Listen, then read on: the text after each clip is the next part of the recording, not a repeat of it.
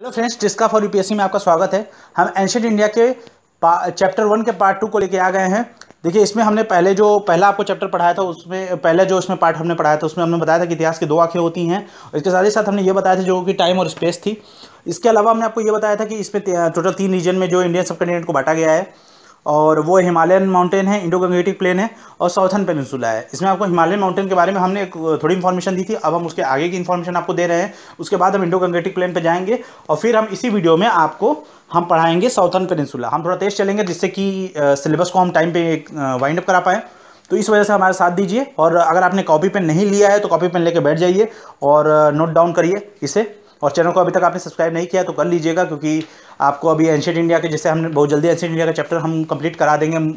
8 या 10 chapter, 10 videos में हम सारे चैप्टर्स को एक एक दो चैप्टर करके हम कंप्लीट करा देंगे, क्योंकि एंशिएंट इंडिया का ज़्यादा रिलेवेंस रहता नहीं है अगर यूपीएससी के पॉइंट ऑफ व्यू से देखिए, और इस पर बहुत ज़्यादा टाइम वेस्ट करना ठीक नहीं है। लेकिन हम आपको जो पढ़ाएंगे वो बहुत ही एकदम डीपली चैप्टर से एकदम रिलेटेड पढ़ाएंगे, और उससे बाहर से वीडियो नहीं है, क्योंकि हम बाद में इसके कुछ आपको क्वेश्चन भी कराएंगे प्रीवियस पेपर से, तो आप उस पर भी बने रहिएगा। और हम कहीं ना कहीं जो हम आपको पढ़ा रहे हैं उसमें हम किताबों से लेके और किताब के साथ साथ हम उसमें कुछ नए क्वेश्चन को भी ऐड कर रहे हैं, जो कि किताब में किसी न किसी तरीके से पूछा गया है, उसको भी हम कहीं ना कहीं इसमें ऐड कर दे रहे हैं, उसी में आपको हम पढ़ा दे रहे हैं। तो इसीलिए आप इसी वीडियो को बार बार देखिएगा, नहीं तो इसका एक नोट्स बना लीजिएगा जिससे आपके माइंड में अच्छे से बैठा रहे, जिससे एग्जाम में आपको ये अच्छे से आपके माइंड में क्लिक करे।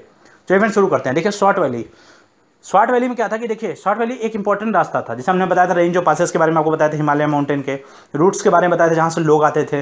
पिछली वीडियो को देख लीजिएगा, आपको अच्छे समझ में आ जाएगा, उसकी लिंक भी हम डाल देंगे डिस्क्रिप्शन में। देखिए, इसमें क्या था, स्वाट वैली क्या है, बहुत इंपॉर्टेंट रूट था जहाँ से अलेक्जेंडर आया था। अलेक्जेंडर जो था दुनिया का राजा, आपको पता ही होगा, वो आया था यहाँ पे, इसी रूट से आया था, स्वाट वैली से। हिमालयन के बीच में जो पासेस होते हैं उसी से वैली से, उसी में घाटी बनी रहती है, वहीं से आया था ये। अब यहाँ से क्या था कि नॉर्थ वेस्ट से नॉर्थ ईस्ट, देखिए अगर एक बार मैप को आप ध्यान से देखेंगे तो इसमें देखिए फुट जो आपको मैं दिखा रहा हूँ डायरेक्शन वगैरह मैप को, north east west north south, तो उसमें देखिए नॉर्थ वेस्ट से नॉर्थ ईस्ट तक। देखिए, हम आपको चारों के बारे में एक बार डिटेल से आपको इस बारे बता देते हैं, चारों के बारे में, चारों डायरेक्शन से, और कहाँ कहाँ हिमालयन की उसकी पोजीशनिंग क्या क्या है, और अगल बगल जो देश पड़ते हैं, या जिस तरह से इसकी ज्योग्राफिकल लोकेशन उसके बारे में थोड़ा सा बता देते हैं। वो ये है कि देखिए नॉर्थ वेस्ट से नॉर्थ ईस्ट में, नॉर्थ में देखिए हमारा पड़ता है कश्मीर जो है, और कश्मीर के भी नॉर्थ में पड़ता है हिमालय का काराकोरम रेंज। काराकोरम रेंज जो है सेकंड हाईएस्ट पीक है यहाँ पे, यहाँ की काराकोरम रेंज की सेकंड हाईएस्ट पीक है, वो है माउंट गॉडविन ऑस्टिन इसकी पीक है। अब देखिए, जो फर्स्ट सबसे हाईएस्ट पीक होती है वो है माउंट एवरेस्ट सबसे ऊंची पीक है, लेकिन किस रेंज में है, ये हिमालयन रेंज में है। और जो सेकंड हाईएस्ट पीक है वो है आपके माउंट गॉडविन ऑस्टिन, ये आपका है काराकोरम रेंज में। अब देखिए, अगर हम बात करें नॉर्थ ईस्ट की, तो देखिए नेपाल पड़ता है नॉर्थ ईस्ट में नेपाल पड़ता है, वो गंगेटिक प्लेन, यानी कि जो हमारे प्लेन एरिया होता है वहाँ से एक्सेसिबल है ईजिली। जैसे हम लोग, अगर आपको जाना, अगर आप गए होंगे तो आप गोरखपुर से ईजिली जा सकते हैं। अगर आपको जाना है नेपाल तो गोरखपुर सबसे ईजिली प्लेन है उसका, तो गंगेटिक प्लेन के साइड में आ गया, क्योंकि कहीं ना कहीं गंगा बहती है, तो ये आसपास का इलाका जहाँ लोग बसे, हमने फर्स्ट वीडियो में इसके बारे में बताया था। तो इसे नेपाल वहाँ से एक्सेसिबल है। और उसके बाद अगर हम बात करें काराकोरम हाईवे की, देखिए काराकोरम हाईवे जाता वाया गिलगिट पाकिस्तान से कनेक्ट करता है सेंट्रल एशिया को। मतलब जो हमारा जो काराकोरम हाईवे, देखिए काराकोरम रेंज है, वहीं पे काराकोरम हाईवे भी बना हुआ है। काराकोरम हाईवे आपका गिलगिट पाकिस्तान से होते हुए चलता है हमारे सेंट्रल एशिया से, इसको अफगानिस्तान वगैरह से इसको जोड़ता है। और ये काराकोरम हाईवे इसलिए इंपॉर्टेंट भी है, सिटी से जोड़ता है। लेकिन यहाँ पे कम्युनिकेशन जो है वो बहुत ही कम है, क्योंकि कम्युनिकेशन यहाँ पे बहुत ही कम है। आप देखिए, कश्मीर वैली की बात करें तो कश्मीर वैली जो है बड़े बड़े माउंटेन से घिरा हुआ है, और इसके ये जो कश्मीर वैली जो है ये काफ़ी यूनिक भी रहा है, क्योंकि अगर ट्रेडिशन और इसके कल्चर की बात करें तो। अब अगर हम नॉर्थ ईस्ट से ईस्ट की बात करें तो यहाँ पे देखिए ईस्ट हिमालय जो है वो कहाँ तक फैला हुआ है, वो आसाम तक फैला हुआ है। ईस्ट हिमालय हमारा इंडिया में आसाम तक फैला हुआ है, इंडिया की अगर बात करें तो। इसमें इंपॉर्टेंट सबसे माउंटेन है इस रीजन का, वो 3 रेंजेज आते हैं रीजन की बात करें तो। एक आता है आपका पटकोई रेंज, दूसरा नगाई रेंज, तीसरा है आपका लुशाई रेंज। रेंजेस क्या होते हैं आपको फर्स्ट वीडियो में हमने बता दिया था, अगर नहीं देखा होगा डिस्क्रिप्शन से लिंक से आप जाके देख लीजिएगा। ये तीनों रेंज के हिल्स हैं इसके, ये तीनों जो है ये हिल्स जो आपको मैंने बताया, पटकोई रेंज, नगाई रेंज और लुशाई रेंज। देखिए, ये सब एग्जाम में कहीं ना कहीं आ जाता है, बीच में स्टेटमेंट में कहीं ना कहीं ये इसका रिलेवेंस अपना ही रहता है, ज्योग्राफी के सेक्शन में भी कहीं ना कहीं ये हिट कर देता है। तो अगर इसको आपने अच्छे से देखा है तो आपको कहीं ना कहीं, क्योंकि अभी आपको ज्योग्राफिकल लोकेशन के बारे में बता रहे हैं, तो इसलिए अगर कहीं ना हिट करता है तो इसलिए आपको इसके नाम को अच्छे से याद रखिए, किस रेंज में इसे पड़ रहा है वो भी अच्छे से याद रखिएगा। देखिए, ये जो तीनों हिल्स है जो आपको बताया, रेंज जो मैंने आपको बताया है, ये पूरे साल भर क्या होता है, थिक फॉरेस्ट से ढकी रहती है। और यहाँ पे रेंज बहुत ज़्यादा, मतलब पानी यहाँ बहुत ज़्यादा बरसता है या रेंज काफ़ी होता है, इसी वजह से ये यहाँ पे लोग ज़्यादा रहते नहीं हैं। इसे क्रॉस करना भी बहुत मुश्किल होता है, इसलिए इसका ज़्यादातर पार्ट जो वो आइसोलेशन में ही रहता है, मतलब वहाँ पे ज़्यादा लोग रहते नहीं है, वो इनहॉस्पिटेबल है, रहने लायक नहीं है अगर इन शॉर्ट में बोलूँ तो। इसलिए ज़्यादा लोग वहाँ रहते नहीं, ज़्यादा वहाँ की आबादी नहीं है और ज़्यादा वहाँ लोग उसके बारे में जानते भी नहीं हैं। आप देखिए, तो ये था पूरा हिमालयन का। अब हम बात करते हैं इंडो गंगेटिक प्लेन की। इंडो गंगेटिक प्लेन बात करने से पहले हम आपको कुछ बातें बता दें। देखिए, इंडो गंगेटिक प्लेन जो है वो काफ़ी फर्टाइल है और बहुत प्रोडक्टिव है। क्यों? क्योंकि वहाँ एलुवियल सॉइल होती है, ALLUVIAL, एलुवियल सॉइल होती है। ये एलुवियल सॉइल क्या है? ये एग्जाम में अक्सर ये सॉइल को लेकर रिलेटेड ये क्वेश्चन पूछता है, ज्योग्राफी के सेक्शन में तो पूछ देता है, किसी भी एग्जाम में, रेलवे और SSC वगैरह में तो डायरेक्ट पूछ देता है। देखिए, एलुवियल सॉइल वो होती है जो कि स्ट्रीम ऑफ रिवर्स जो होते हैं उनके द्वारा लाई गई रहती है। जो पानी बहता है वो नदियों का, वो नदियाँ जो मिट्टी लेके आती हैं उससे कहीं ना कहीं होते होते ये पानी, ये जो मिट्टी है वो इकट्ठा हो जाती है, इसलिए काफ़ी उपजाऊ होती है ये। इसमें काफ़ी इंपॉर्टेंट अच्छे और मिनरल्स होते हैं जो खेती के लिए काफ़ी मतलब काफ़ी बढ़िया होते हैं। अब इंडो गंगेटिक प्लेन जो है ये फर्टाइल सॉइल के जैसे, इसमें भी आपका जो ये इरिगेट होती है, यानी यहाँ से 3 नदियाँ इंपॉर्टेंट रिवर्स हैं इंडो गंगेटिक प्लेन की, जिससे कि ये एरिया जो है काफ़ी उपजाऊ होता है। वो है गंगा, दूसरा इंडस, तीसरा ब्रह्मपुत्र। अब इन तीनों के बारे में आपको बताते हैं। देखिए, जो गंगा है, गंगा जो है हिमालय से मतलब उठती है, वेस्ट से साउथ में जाती है, साउथ से ईस्ट में। देखिए, इस तरह का कुछ इसका डायरेक्शन रहता है, पहले वेस्ट से साउथ में जाएगी, फिर साउथ से ईस्ट में जाएगी। उसके बाद ये जो है उसके बाद ईस्ट की तरफ जाती है। अब अगर इंडस की बात करें, देखिए गंगा के बारे में आपको हम डिटेल बताएंगे, पहले इंडस और इंडस के बारे में देख लीजिए। इंडस जो है वो इसको बेनिफिट मिलता है किस चीज़ से? पंजाब से। देखिए, पंजाब जो है वहाँ से बहती, क्योंकि देखिए इंडस नदी जो जाती ज़्यादातर पाकिस्तान के क्षेत्र में ज़्यादा ये बहती है, चीन से होते हुए आती है, इंडिया से होते हुए फिर पाकिस्तान जाती है, तो इस तरह से बहती है। और ये जो है सबसे इंपॉर्टेंट है इंडस नदी। क्यों? क्योंकि इंडस जो है इस पर ट्रीटी भी हुई है, इंडस ट्रीटी भी हुई है। अगर आप उस पर वीडियो चाहते हैं तो बताइएगा, हम उस पर भी वीडियो बनाएंगे आपके लिए। तो देखिए, इंडस ट्रीटी जो है बेनिफिट होती है पंजाब। देखिए, पंजाब को क्यों पंजाब कहा जाता है? लैंड ऑफ 5 रिवर्स, इसको लैंड ऑफ 5 रिवर्स कहा जाता है। 5 रिवर कौन है अभी भी आपको बताते हैं। देखिए, इंडस जो राइज होती है, इसकी बहुत ट्रिब्यूटरी है, इंडस की बहुत ट्रिब्यूटरी है। तो ये इसकी है बी, सतलज, झेलम, रवि, चेनाब। बी, सतलज, झेलम, रवि, चेनाब, ये नाम याद रखिएगा।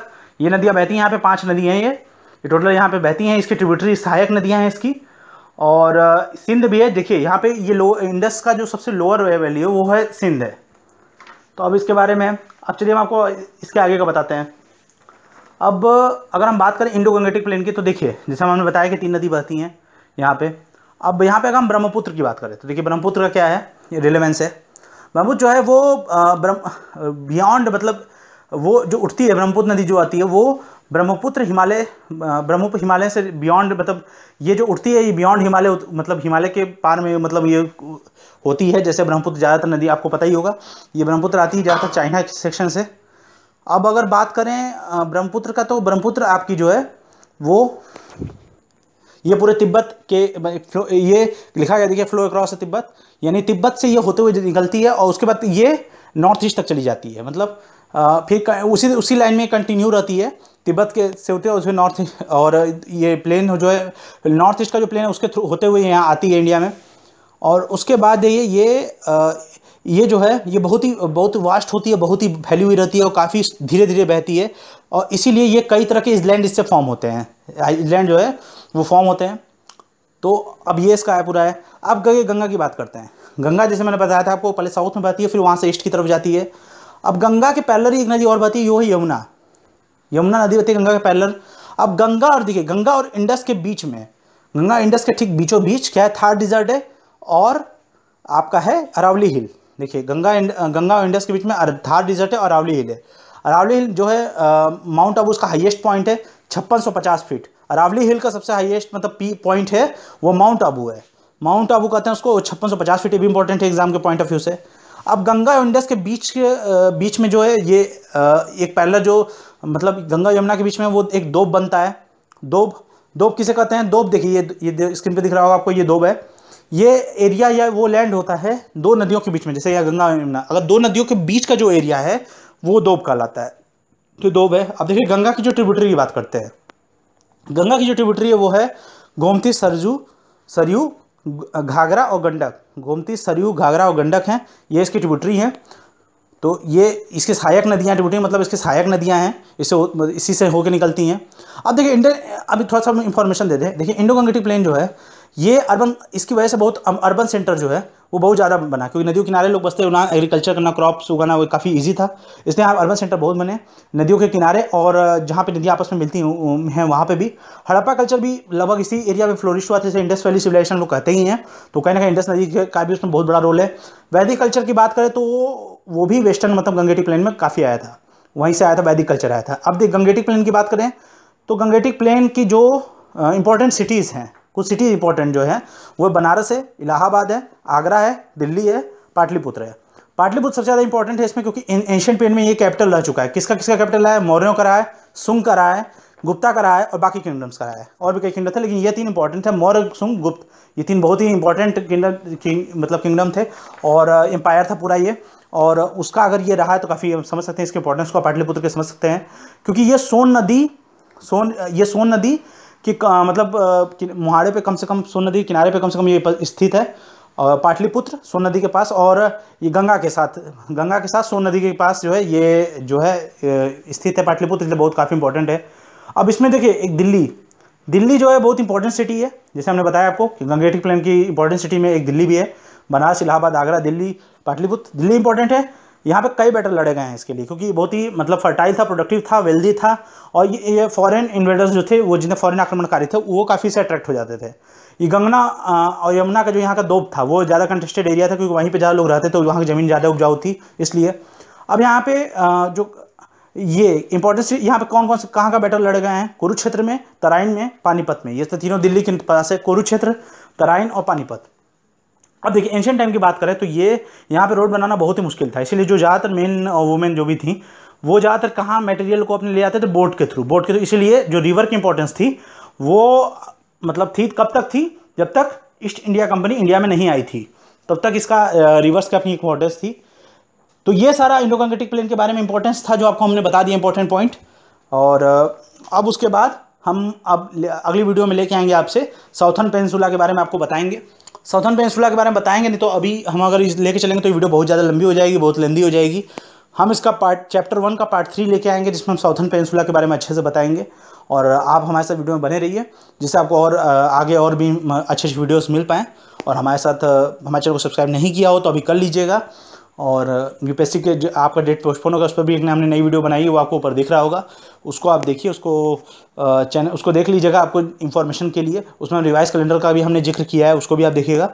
और हमारे साथ तक भी चैनल में बने रहने के लिए धन्यवाद।